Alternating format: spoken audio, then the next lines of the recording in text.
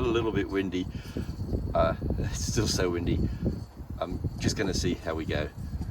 I'm really not confident, but we've got to try things and push boundaries. So let's just see if we can cook some stir-fry little steak bits on the firebox with the gas cooker. Okay, so we're going teppanyaki style. I marinated these yesterday, just little bite-sized steak bits. The fact that we've got some sizzling happening there, that's just nice to hear. Okay, well, I think we're actually going to get something to eat here. Hey, there's a massive cold snap. Apparently it snowed in Oberon last night, so that means it was below zero, and Lithgow recorded 5 degrees centigrade last night, and I tell you what, it feels like it's going to be the same tonight.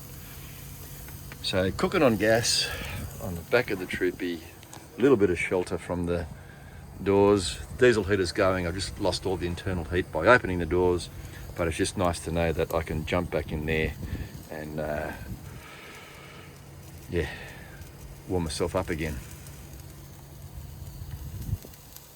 Now I could have cooked this on the induction, but you know, that's my last resort. I don't want to use that all the time. Much prefer the firebox, and I've given the gas a go. I really wanted to do this using wood, but it's just way too windy tonight, so giving the gas a go. You might be keen to give it a spray of olive oil, but just remember, she can arc up sometimes. So we've got the titanium heat shield on the gas burner, and again it's so windy and cold. I can put my hand above here. I can just feel there's not enough heat. So this is going to be a slow cook, and the windy and cold conditions are really not ideal to cook meat quickly. I just took the heat shield off, the titanium heat shield, and that made a significant difference. And immediately it started sizzling, but I just have to be aware that that flame is dancing around, but straight away that improved things in the wind. So let's keep that in mind.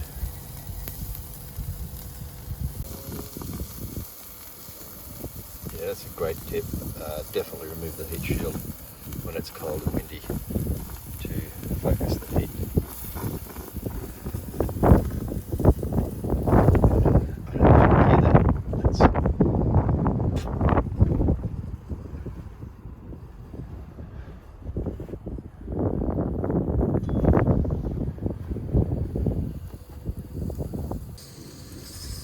So admittingly, this butane bottle was running out, like running on empty, and I just changed it to I took the adapter off, and we're just running on the propane butane. Is it propane? Isobutane fuel mix, and it's definitely got some more kick. Partly because this is like really empty, so I was running on fumes, but after swapping it to this one, yeah, I can see immediately now. Oh, still, man, it's so cold and windy. It's like 5 degrees. The fact that I could put my hand right above the flames here, yeah. But at least now we're really getting some heat.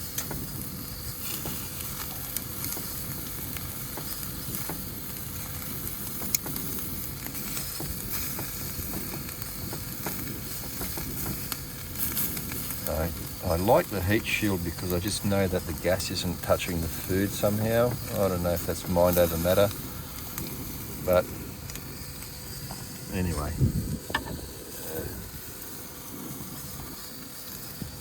good. Firebox is so versatile, and this just proves it. In the wind, still working.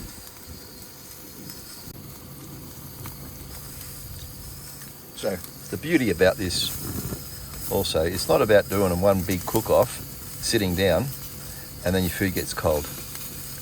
I've put my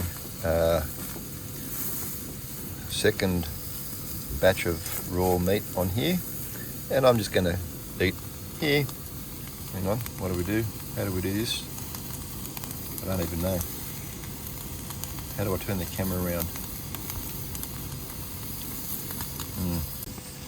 Oh, that's how you do it. Okay. So, got the fire. Nice meat. Good tucker. Nice and hot. Straight from the grill. Teppanyaki style.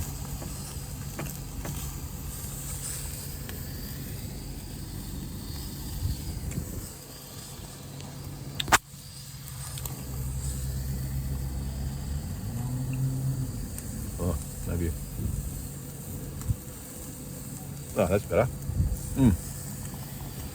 Okay. So while this is cooking, oh yeah.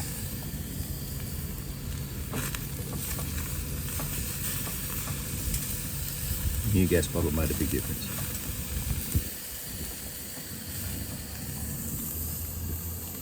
Nice and hot. Yeah.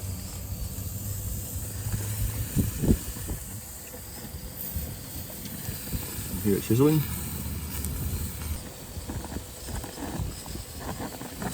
Look at that, the wind's trying to blow a flame out.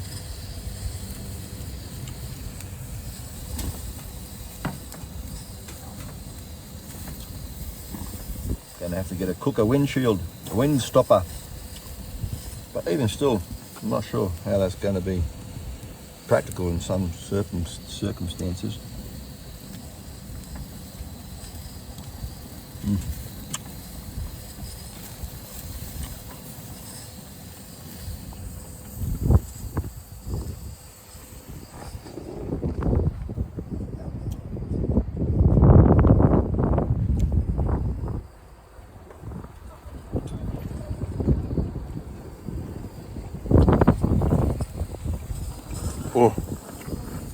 Oh my gosh, it's so chilly.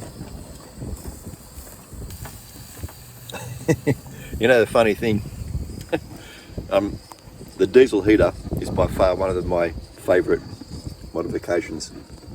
But ironically, when you run the diesel heater and you have the fridges running inside the car, you're increasing the temperature inside the car, which makes the fridges work harder. It's not a perfect world, is it? But first world problem.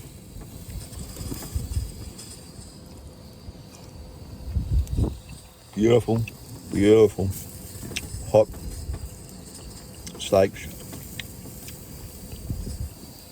cooked over time on the firebox.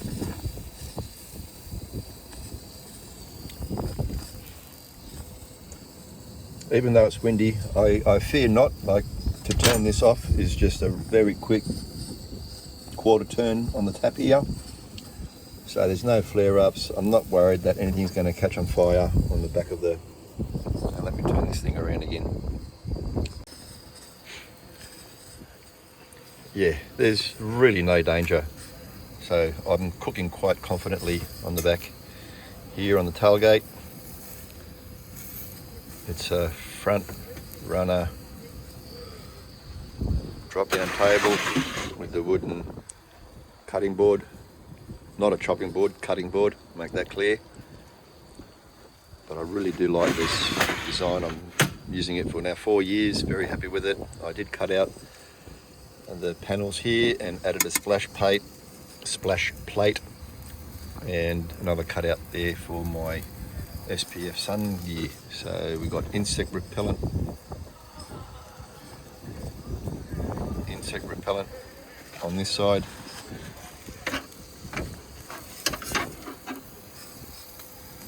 Now ready to eat again. That's really good. Pretty impressed with that actually. Wow. Okay, it got way too cold. I was losing dexterity in my fingers. I'm not wearing gloves. Jumped back in the car, in the Troopy, and I thought, well, I'm never really cooked on gas inside the Troopy. I don't recommend it, but I'm going to give it a go, even though the induction cooker's there ready to go. I just wanted to see what it's like to cook inside the Troopy. Clean this mess up and see how we go. All right, nice and cozy back inside the Troopy. Diesel heater's going, no wind, looking good. Just a tip, I mean, there's so many things I take for granted, but I see people do things, I'm like, dude, what? No, you got that wrong. So before you open your gas bottle, if you don't have a piezo electric starter, start your fire first. Yeah, start your flame first, then turn the gas on. Don't turn the gas on and then go, click, click, click, click, click. Oh, why isn't it working? One more click, and then boom, because the gas has been leaking for a while. So make sure, I'm doing this with one hand, so I can't show you exactly how to do it, but get the flame going, go to your ignition point, turn the gas bottle on, boof, flame going. So this is the perfect, without the wind, I need to put the titanium heat shield on, obviously. Wow, what a difference. I'm going to turn it off, and yeah, don't worry, there's plenty of ventilation here. I'm not going to die of carbon monoxide poisoning, trust me.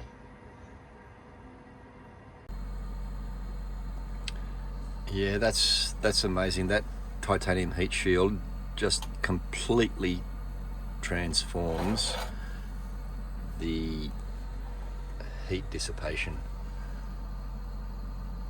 Wow. Okay, final course.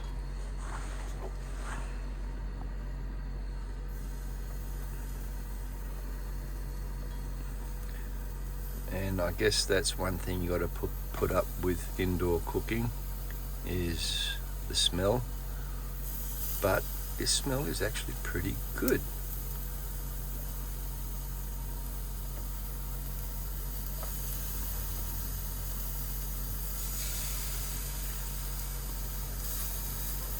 Oh yeah, this is so much better inside. Yeah. Okay, final course will be ready soon.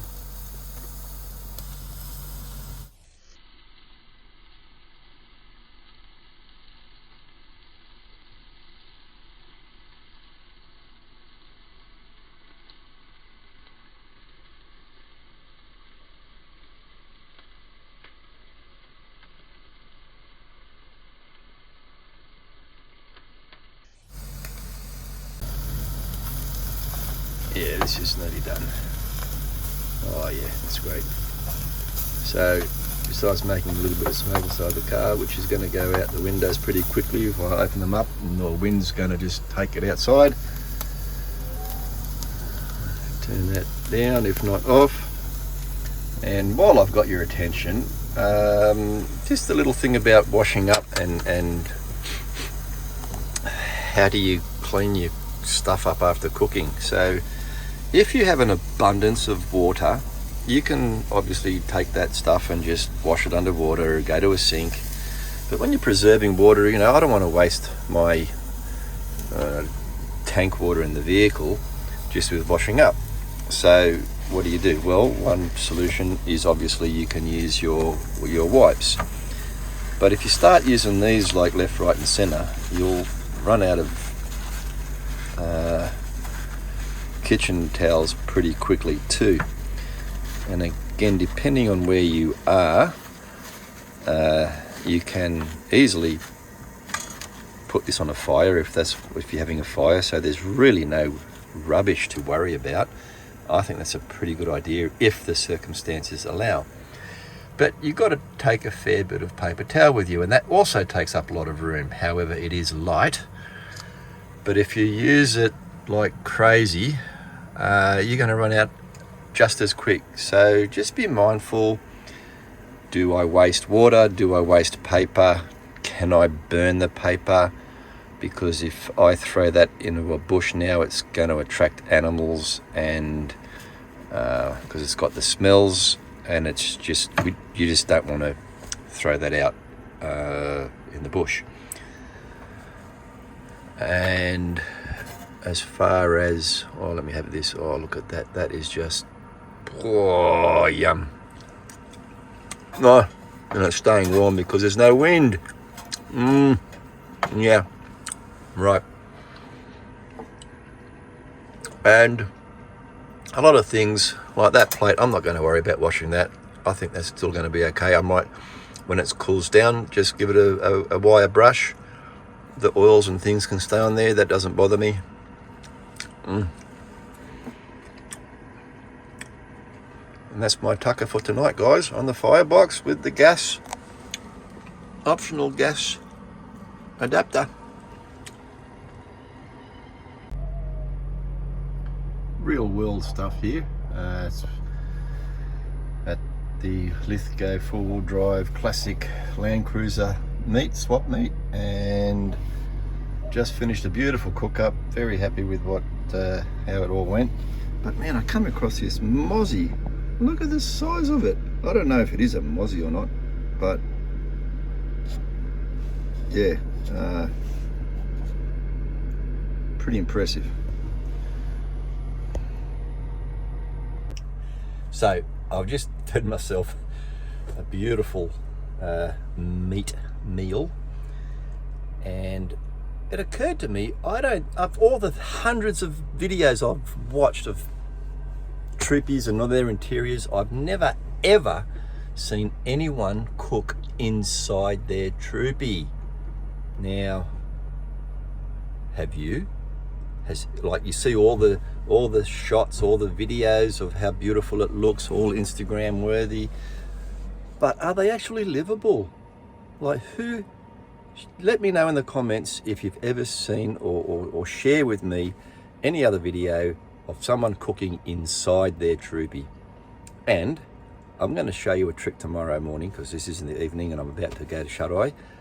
But tomorrow morning, I'm going to do something that is virtually impossible.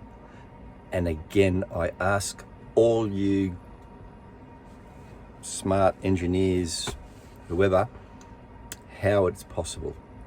See you in the morning.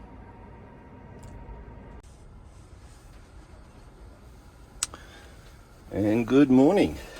So just like I said, I was going to carry on and show you a bit of a cook inside the Troopy, which is a very, very rare thing, but this time I got the tripod out because it's impossible to video and cook at the same time.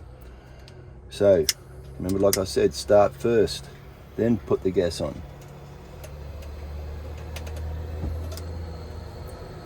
Got the titanium heat shield in, and cooking on the cast iron pan.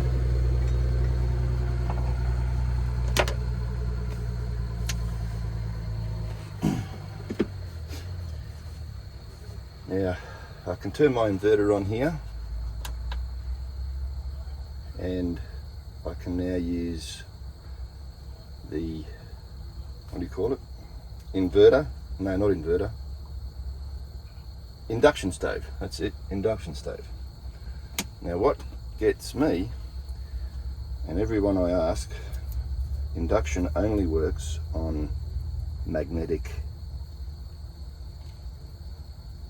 pots and pans, cookware. So it has to have iron in it, and it shouldn't work with titanium or plastic or aluminium or some stainless steel cookers. So what we got here is a magnet. Definitely sticks to cast iron. it doesn't stick to titanium. Not even a little bit, nothing. Steel. Just turn that down a little bit. Hard to see in the day. So, I'm going to turn the induction stove on. Oh, I think I turned it.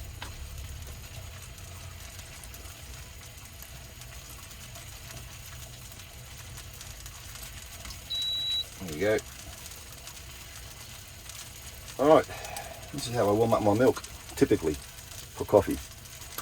Titanium, mug, single wall, so it's not an insulated pipe. On the induction stove, I've got 3 choices of wattage. It automatically starts at 2000 watts, so I'm going to go to 800 watts.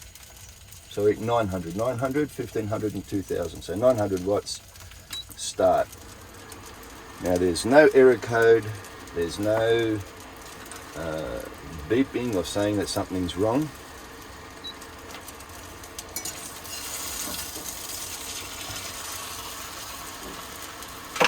And you'll see in not too long a time I'm going to have really, really hot milk.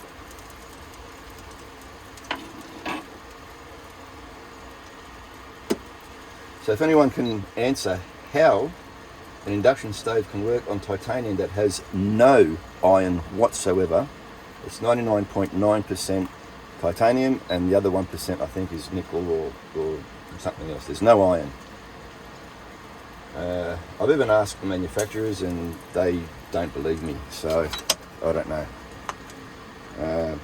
Interesting thing too is that it doesn't work on my domestic induction cooker. For some reason it does work on this new wave.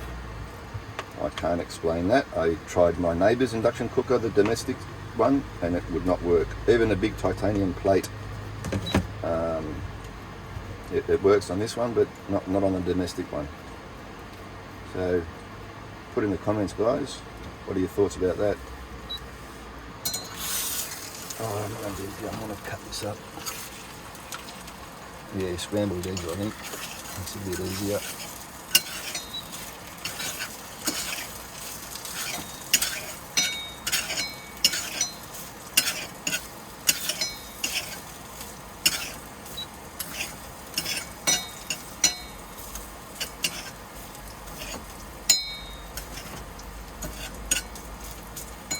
I was sort of had a flash last night and I thought, you know what, I've never ever seen anyone cook inside a Troopy. All the hundreds of videos I've watched, never seen one of them.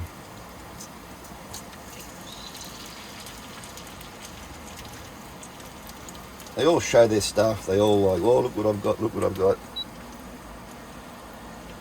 Never seen them use it.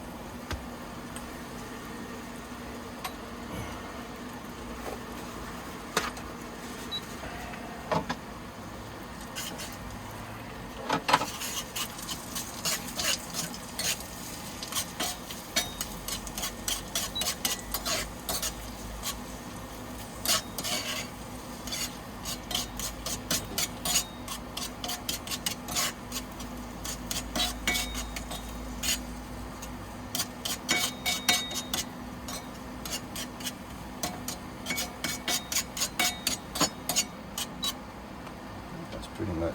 Oh no, I know what I'm going to do. I'm going to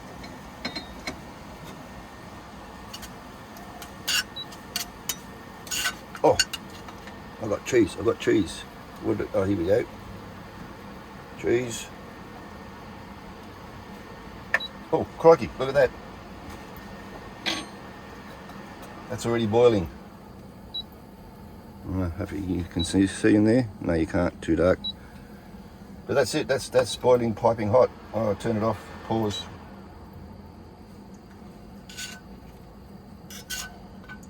So that has cooked on my titanium.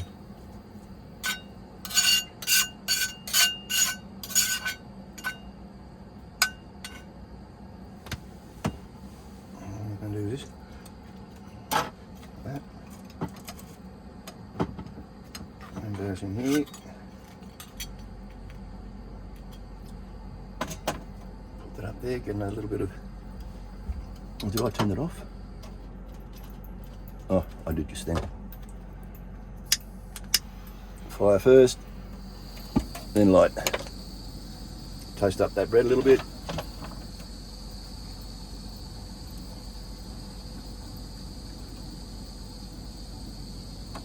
Whew. Get to the pantry. The coffee. Maybe put the sugar in first.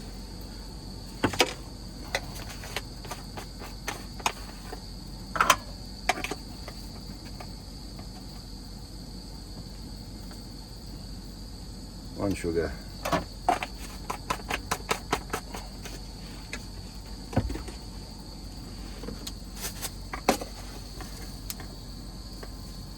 One coffee. Oh, maybe a little bit more.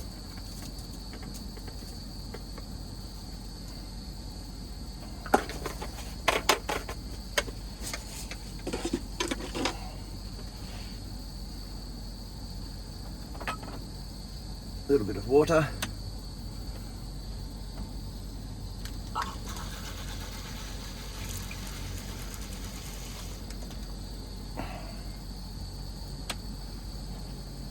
Might need to just give that another little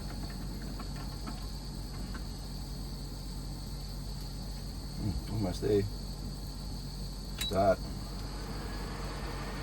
Is that toasty underneath? Let's have a look. Oh yeah, okay.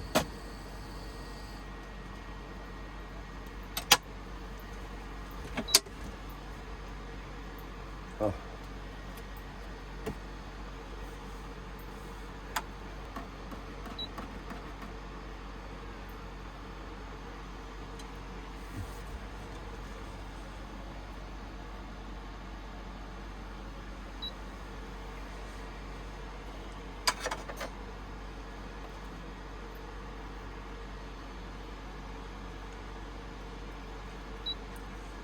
Ooh, that's hot.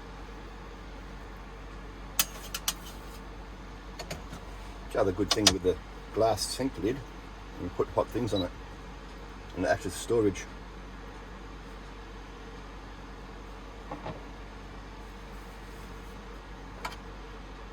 Okay, well that's the cook is done. I don't think you need to watch me eat, but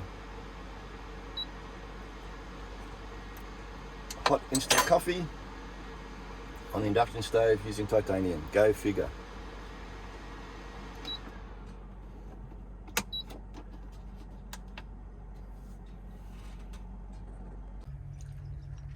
So I toasted my bread on the cast iron skillet, and look how clean that is. Just a few crumbs I'll wipe up with a licked finger, and no washing up. I'll just simply wipe that down with a cloth.